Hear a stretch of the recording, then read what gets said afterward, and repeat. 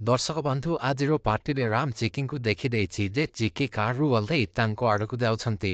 ହେଲେ ଏହି ସମୟରେ ରାମ ଓ ରୁହିର ଭରପୁର ରୋମାନ୍ସ ଚାଲିଥିବ ତ ସାଙ୍ଗମାନେ ରାମ ତ ଚିକିଙ୍କୁ ଦେଖି ପୁରା ଚମକି ପଡ଼ୁଛି। ହେଲେ ଦୁର୍ଗାଙ୍କ ଆଖିରେ ଦେଖାଯାଉଛି ଖାଲି ପ୍ରତିଶୋଧର ନିଆଁ। ରାମ ଓ ରୁହିଙ୍କୁ ଏକାଠି ଦେଖି ଦୁର୍ଗା ଭିତରେ ଥିବା ପ୍ରତିଶୋଧର ନିଆଁ ଆହୁରି ହୁତୁହୁତୁ ହେଇ ଜଳିବାରେ ଲାଗିଛି। ତ ସାଙ୍ଗମାନେ ଦୁର୍ଗା ଏବେ ରୁହିଙ୍କୁ ଡାଇରେକ୍ଟ ଆଟାକ୍ କରିବ ନା କରିବନି କମେଣ୍ଟରେ ନିଶ୍ଚୟ ଜଣେଇବେ।